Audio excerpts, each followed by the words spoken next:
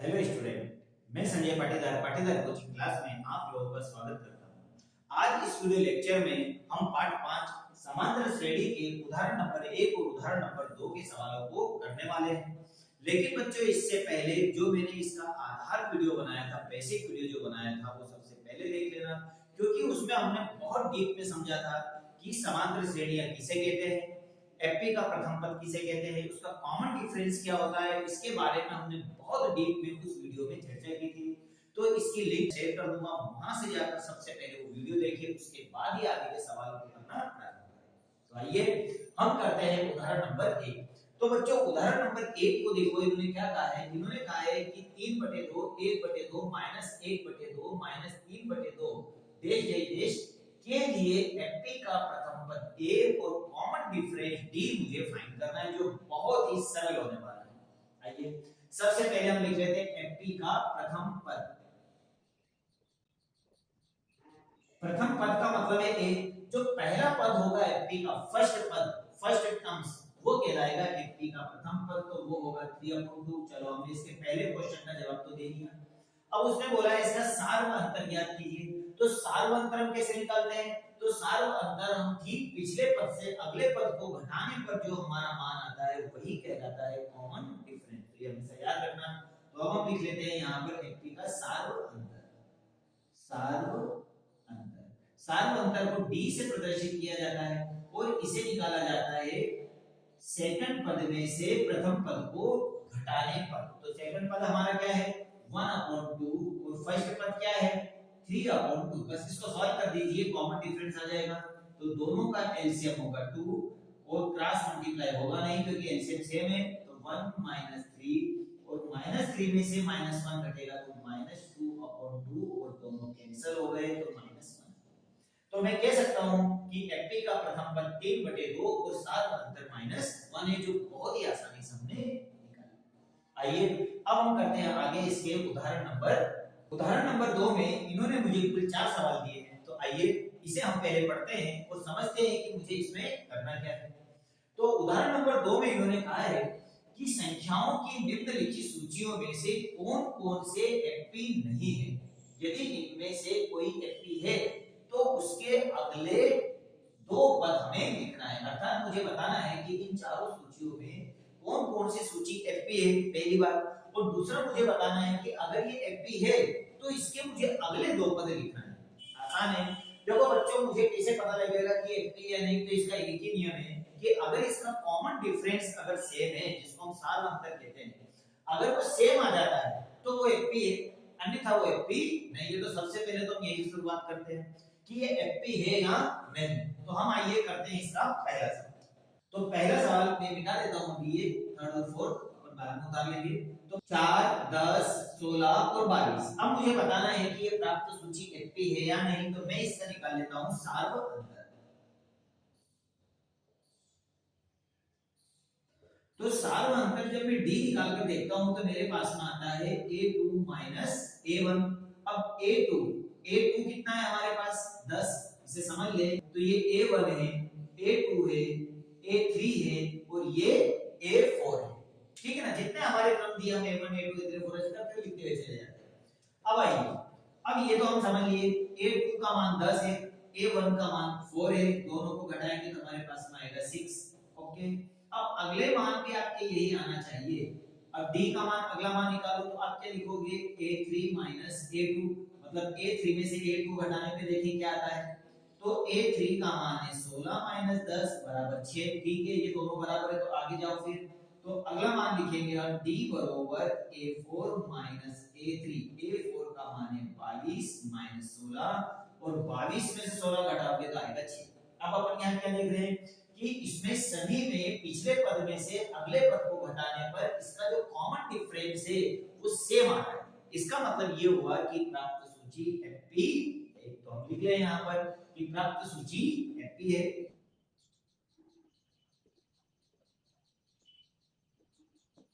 ठीक है ना? तो बच्चों, ये तो हमें पता लग गया कि कॉमन डिफरेंस इसका एक समान है, अर्थात प्राप्त सूची एपी है। और अगर ये एपी है तो मुझे फिर इसके अगले 2 पद निकालना है। तो आइए हम समझते हैं कि अगले 2 पद कैसे निकलेंगे।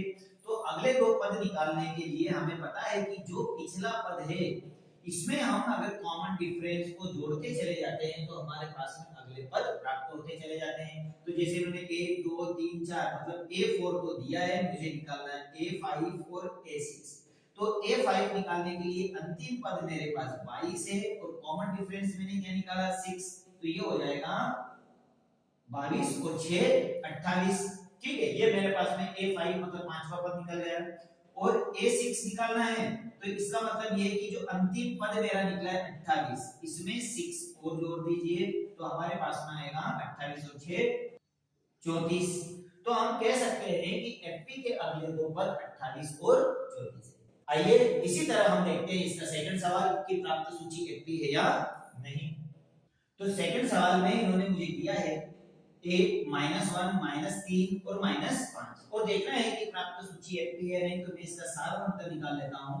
सार्वअंतर, तो सार्वअंतर का मतलब है d, ये हो जाएगा a2 a1 अर्थात ये a1 है, ये a2 है, a3 है और ये a4 है। तो सेकंड पद में से पहले पद को घटाएंगे तो a2 है -1 और a1 है 1। अब ये दोनों आपस में जुड़ेंगे तो आ जाएगा -2। ठीक है, अब इसी तरह से सेकंड पद का अगला पद जो निकलेगा अगले पद में से घटाने पे जो निकलेगा वही मान हमारा -2 आना चाहिए। तो ठीक है, d बराबर हो जाएगा a3 a1। a3 का मान है -3 और a1 है माइनस और -1। अब इसको जब सोल्व करेंगे तो -3 माइनस माइनस +1 और -3 में से जाएगा तो -2। ठीक, ये दोनों भी इक्वल है। तो d का मान अब वही, अब पिछले पद में से अगले पद को घटाओ अर्थात a4 a3, a4 है -5 माइनस और -3। अब इन दोनों को सॉल्व करेंगे तो आ जाएगा -5 माइनस माइनस +3 और -5 में से 3 जाएगा तो -2। अब मैं यहाँ क्या देख रहा हूँ कि इसका भी जो कॉमन डिफरेंस है सभी का -2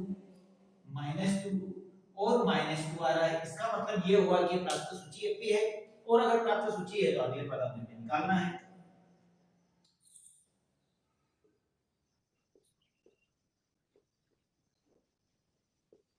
तो हम कह सकते हैं कि यहाँ पर प्राप्त सूची एफपी है क्योंकि इसका सार्वअंतर एक समान है। और अगर ये एफपी है तो मुझे अगले इसके पद निकालना है। तो 1 2 3 4 तो इन्होंने दिया हुआ है तो यहाँ समझे A5 मुझे निकालना है और A6। तो इसका नियम क्या है अगले पद निकालने का लिए कि पिछले पद में जो सबसे आखिरी वाला पद हो उसमें हम कॉमन डिफरेंस को जोड़ते चले जाते हैं तो अगला पद प्राप्त हो जाता है। जैसे उदाहरण के लिए अंतिम पद -5 है और इसमें मुझे जोड़ना है -2। ठीक है, ये प्लस कर दिया। अब इसको सॉल्व कर लीजिए तो ये हो जाएगा -5 और प्लस -2 5 और 2 हो जाएंगे माइनस माइनस प्लस, लेकिन निशान माइनस का 5 6 और 1 7। तो अगला पद क्या आ जाएगा -7। ठीक, बड़ी आसानी से निकला। A6 निकालना है तो अंतिम पद अब मेरे पास -7 होगा। इसमें मैं कॉमन डिफरेंस को जोड़ देता हूं। ठीक है ना, इसको सॉल्व कर लीजिए -7 प्लस -2 7 और 2 हो जाएंगे -। तो मैं कह सकता हूं कि एफपी के जो अगले पद होंगे वो -7 और -9 होंगे और यही हमारे आंसर है। ठीक है ना, आइए इसी तरह अब हम करते हैं इसी सवाल का अगला क्वेश्चन नंबर 3 और 4 बच्चों मैंने ये बता दिया है। आइए देखिए दोनों प्राप्त सूची एफपी है या नहीं। तो मुझे पता है कि इसका जो पहला मान होगा ये होगा A1 A2 A3 A4 और A5। ठीक है ना, अब मुझे सेकंड पद में से फर्स्ट पद को घटाकर देखना है कि प्राप्त सूची एफपी है या नहीं। तो यहाँ पर d बराबर हो जाएगा A2 A1। तो A2 है आपके पास 2 माइनस और -2, दोनों को घटाते हैं तो कितना आ जाता है माइनस माइनस ये प्लस हो जाएगा तो +2 हो गया तो ये हो गया 4। ठीक है, अगला मान भी यही आना चाहिए तो ये हो जाएगा A3 A2 अर्थात A3 में से A2 को घटाएंगे तो -2 माइनस और -2 हो गया तो माइनस माइनस प्लस और ये हो जाएगा -4। अब यहाँ पर थोड़ा सा देखिए बच्चों क्या अंतर आया दोनों में।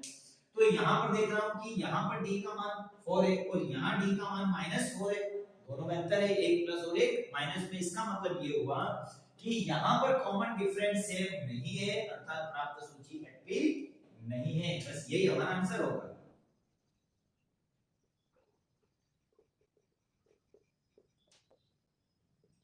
तो हमने बड़ी आसानी से यहाँ लिख दिया कि प्राप्त सूची एपी नहीं है क्योंकि इसका सार्व अंतर एक समान नहीं। बस यही हमारा सवाल खत्म। आइए इसी तरह अब हम करते हैं इसका चौथे नंबर का सवाल। तो फोर्थ नंबर का सवाल देखिए क्या दिया है इन्होंने, A1 दिया है, A2 दिया है, A3 दिया है, A4 दिया है, A5 दिया है, A6 दिया है, A7 दिया है, A8 और A9, मतलब 9 पदों तक मुझे यूनिट टर्म्स की संख्या दी है। ये हमें एग्जाम में नहीं लिखना है, ये सिर्फ समझाने के लिए मैं लिख रहा हूं, हमें ध्यान रखना है। आइए देखिए प्राप्त सूची एपी है नहीं तो वही कॉमन डिफरेंस क्या हो जाएगा, A2 A1। A2 का मान कितना है 1 -1, दोनों कटेंगे तो कितना आएगा 0। ठीक है, अगले पद पे जाओ, अगला मान निकालो A3 A2। A3 का मान है 1 A2 का मान है 2 और दोनों को घटाते हैं तो आता है -1।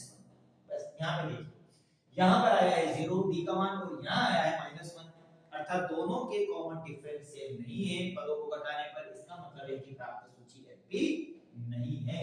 तो मैं लिख सकता हूँ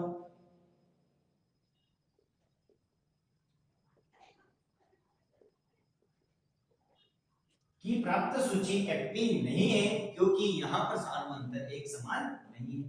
आइए तो इस तरह से बच्चों हमने उदाहरण के दोनों सवाल कर लिए हैं जो आपको बहुत अच्छी तरह समझ में आए होंगे। तो आइए बच्चों अब हम करते हैं प्रश्नावली 5.1 के सवालों को। तो यहाँ बच्चों हम प्रश्न नंबर 1 को अभी नहीं करेंगे, हम सबसे पहले स्टार्ट करेंगे प्रश्न नंबर 2, क्योंकि प्रश्न नंबर 2 इससे ही रिलेटेड है जिससे आपको समझने में आसानी होगी। प्रश्न नंबर 1 का वीडियो मैं बाद में बनाकर आपको शेयर कर दूंगा। तो आइए हम करते हैं लेसन 5 की प्रश्नावली 5.1 का क्वेश्चन नंबर 2। आइए बच्चों अब हम करते हैं प्रश्नावली 5.1 का क्वेश्चन नंबर 2। क्वेश्चन नंबर 2 जो हमने उदाहरण के सवाल किए हैं ठीक उससे ही रिलेटिव है। आइए हम पढ़ते हैं क्वेश्चन में क्या कहा है उन्होंने। क्वेश्चन में कहा है कि दी हुई एपी के प्रथम 4 पद लिखिए, अर्थात एपी के प्रथम 4 पद हमें लिखना है जबकि प्रथम पद ए और सार्व अंतर अर्थात कॉमन डिफरेंस डी दोनों इन्होंने मुझे दिया हुआ है और मुझे इसके अगले 4 पद बताना है। तो ठीक है, सवाल इजी है, जो हमने उदाहरण के सवाल किए थे सेम वैसे ही करना है। इसमें पहला सवाल देखिए, पहला सवाल दिया है इन्होंने a बराबर 10 और d बराबर भी 10। ठीक, अब हमें अगले पद निकालने का नियम क्या है, अगर मुझे इसका अंतिम पद पता हो तो उसमें कॉमन डिफरेंस को जोड़ दीजिए। ठीक है, तो अगले पद निकलते चले जाएंगे। तो पहला पद तो उन्होंने दिया है, मतलब a1 तो उन्होंने दिया है 10, अब मुझे निकालना है a2 a3 और a4, क्योंकि अगले 4 पद का बोला है तो 1 2 3 और 4 पद हमारे आ जाएंगे, बड़ी आसानी से निकलेंगे। देखना बच्चों क्या करना है। अब इन्होंने दिया है पहला पद 10, अब 10 जो पहला पद दिया इसमें कॉमन डिफरेंस को और जोड़ दीजिए तो अगला पद आ गया, ये हो गया 20। ठीक है ना, अब जो हमारा 20 आया है वो होगा हमारा अंतिम पद, अर्थात अंतिम पद 20 में कॉमन डिफरेंस को और जोड़ दीजिए तो ये हो गया 30। अब जो ये आया है ये हमारा अंतिम पद हो गया, तो अंतिम पद 30 में कॉमन डिफरेंस को जोड़ दीजिए तो ये हो गया 40। तो मैं कह सकता हूं कि एपी के अगले 4 पद होंगे 10 20 30 और 40। ठीक है ना, 10 20 30 और 40 है और यही बच्चों हमारा आंसर है। ठीक इसी तरह आइए अब हम करते हैं इसका सेकंड सवाल। तो सेकंड सवाल भी ठीक इसी तरह से ही है, a बराबर -2 है और d बराबर 0। अगर हमें ये पैटर्न समझ में आ गया तो इसे समझने में ज्यादा परेशानी नहीं आएगी। क्यों नहीं आएगी, क्योंकि ठीक इसी पैटर्न पे चलेगा, क्योंकि मुझे 4 पद निकालना है तो a1 a2 a3 और a4 ये 4 पद मुझे निकालना है। क्या नियम है कि जो हमारा अंतिम पद फर्स्ट टर्म से उसमें कॉमन डिफरेंस को जोड़ते चले जाओ, हमारे अगले मान आएंगे। वो ये सवाल तो इजी होना है क्योंकि यहाँ d का मान कॉमन डिफरेंस 0 है, अगर ये 0 है तो सारे मान हमारे -2 ही ओपन होंगे। देखो किस तरह से -2 प्लस में कॉमन डिफरेंस को जोड़ूंगा तो -2 ही आएगा और अंतिम पद अब मेरे पास -2 है, इसमें अगर 0 को जोड़ोगे तो -2 ही आएगा। ये हमारा अंतिम पद हुआ। -2 में 0 को जोड़ोगे अर्थात कॉमन डिफरेंस को जोड़ोगे तो -2 ही आएगा और -2 में अगर 0 को जोड़ोगे तो -2 ही आएगा। तो मैं कह सकता हूं कि एपी के 4 पद है -2 -2 -2 और -2 और यही हमारा आंसर है। आइए ठीक इसी तरह अब हम करते हैं इसका थर्ड सवाल। तो आइए देखते हैं हम इसका थर्ड सवाल कि थर्ड सवाल में क्या दिया है। तो थर्ड सवाल का नियम भी वही है, हमें a1 निकालना है, a2 निकालना है, a3 निकालना है और a4, इसके चार पद मुझे बताना है। तो पहला पद तो ऑलरेडी उन्होंने 4 दिया है, तो ये तो 4 हो गया। ठीक, अब पहले पद में कॉमन डिफरेंस को जोड़ते चले जाइए, अगले पद आते चले जाएंगे। देखिए ये हमारा पहला पद प्लस कॉमन डिफरेंस को जोड़ दीजिए, तो इस तरह से 4 प्लस माइनस माइनस 3 और 4 में से 3 को घटाओगे तो आएगा 1। अब ये आया हमारा लास्ट टर्म। अब इसमें हम कॉमन डिफरेंस अर्थात -3 को और जोड़ देते हैं। ओके, ब्रैकेट सॉल्व कर लीजिए, तो प्लस माइनस -3 और -3 में से 1 जाएगा तो आएगा -2, ये अगला पद आ गया। अब ठीक उसी तरह से -2 में अगला पद अर्थात -3 को जोड़ दीजिए, तो -2 प्लस माइनस माइनस और माइनस माइनस हो जाएगा प्लस, 3 और 2 हो गए -5। तो ये बच्चों हमने बड़ी आसानी से इसके अगले पद निकाल दिए। मैं कह सकता हूं कि एफपी के अगले पद 4, 1, -2 और -5 होंगे।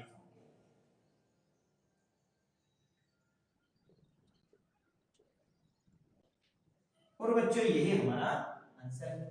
आइए अब हम करते हैं इसका फोर्थ नंबर का सवाल। तो फोर्थ सवाल दिया है इन्होंने a बराबर -1 और d बराबर 1/2। तो बच्चों ये भी कोई टफ नहीं होने वाला है, ये भी पहले जो हम कर रहे हैं इससे किसी पैटर्न पे हम करेंगे।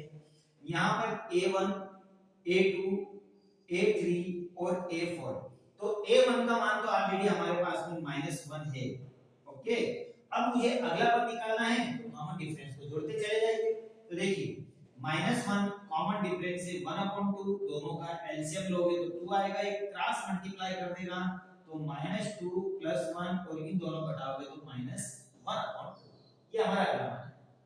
अब हम क्या करेंगे, अगला मान अगर निकालना है तो जो मेरा ये अंतिम पद आया है -1/2, इसमें हम कॉमन डिफरेंस को और जोड़ देंगे, ये ठीक है ना। अब इन दोनों का एलसीएम, तो एलसीएम होगा 2, क्रॉस मल्टीप्लाई होगा नहीं क्योंकि एलसीएम सेम है, तो -1 और +1 दोनों घटेंगे तो आ गया 0/2 और 2 दोनों काटोगे तो आएगा 0। ठीक है, चलो अगला मान देखें अपन। अगले मान के लिए अब हम देखते हैं, ये हमारा आया अंतिम पद और इसमें हम जोड़ते हैं कॉमन डिफरेंस अर्थात 1/2 और इन दोनों को जोड़ोगे तो 1/2 ही आएगा। इस तरह से मेरे एफपी के पहला मान हुआ, ये सेकंड मान हुआ, ये थर्ड मान हुआ और ये हो गया फोर्थ मान। तो ये हमने चारों मान निकाले। तो मैं कह सकता हूं कि एफपी के 4 पद है,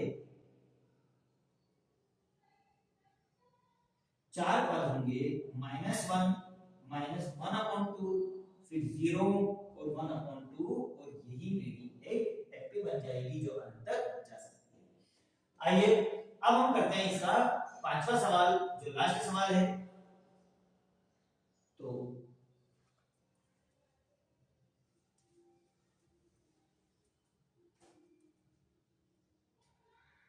तो देखिए पांचवा सवाल में यहाँ बताता हूं। तो ये दिया है इन्होंने a बराबर -1.25 और d का मान दिया है -0.25। ठीक है ना। चलो तो मैं यहाँ पर निकाल लेता हूँ a1 a2 a3 a4 के मान। तो ये हो गया a1 a2 a3 और a4, ये हो गए एफपी के 4 पद। अब ये मुझे निकालना है। तो देखो बच्चों जो हमने अभी तक कर रहे थे सेम ऐसा ही नियम है। a1 तो इन्होंने दिया है -1.25, ये तो हमें दिया है, इसमें तो कोई इशू नहीं है। अब मुझे निकालना है सेकंड पद। तो सेकंड पद में हम कॉमन डिफरेंस को जोड़ देते हैं। तो 1.25 प्लस -0.25। अब यहां से ब्रैकेट सॉल्व कर लीजिए। तो 1.25 और plus minus minus 0.25, minus minus क्या हो जाएगा प्लस, लेकिन निशान माइनस का, इन दोनों को जोड़ेंगे तो ये आ जाएगा हमारे पास -1.25 और 25 50, मतलब 1.05। ठीक है ना। आइए अब अगला मान, तो ये तो हमारा होगा अंतिम पद अर्थात -1.50 प्लस इसमें मुझे जोड़ देना है -25 को। तो इन दोनों को जब सॉल्व करेंगे तो -1.5 और ब्रैकेट सॉल्व करो तो प्लस माइनस ये होगा -0.25 और इन दोनों को जब आपस में जोड़ोगे तो आपके पास में आएगा -1.75। अब ये आ गया हमारा अगला मान। अब ठीक है, इस वाले मान में -1.75 में मुझे जोड़ना है -0.25 5 को कॉमन डिफरेंस, ठीक है ना। चलो ब्रैकेट सॉल्व कर लीजिए, तो यह आ जाएगा -1.75 प्लस माइनस -0.25 और इन दोनों को आपस में सॉल्व करेंगे तो माइनस माइनस प्लस और 75 में 25 को जोड़ोगे तो आ जाएगा -0.00। और बच्चों इस तरह से हमने एफपी के जो मान निकाले। तो इस तरह से एफपी के मेरे प्रथम 4 पद आ गए। मैं लिख सकता हूं कि एफपी के प्रथम 4 पद। तो एफपी के प्रथम 4 पद क्या होंगे? पहला मान है हमारे पास -1.25, दूसरा मान है हमारे पास 1.50 और तीसरा मान है माइनस में 1.75 और अगला मान है 2.00 और यही हमारे एफपी के मान है। तो बच्चों इस तरह से हमने यहाँ पर क्वेश्चन नंबर 2 को बहुत ही आसानी से किया। अब हम बच्चों मिलेंगे नेक्स्ट वीडियो में जिसमें हम क्वेश्चन नंबर 3 और 4 को करने वाले हैं। Subscribe now and press the bell icon. Never miss an update.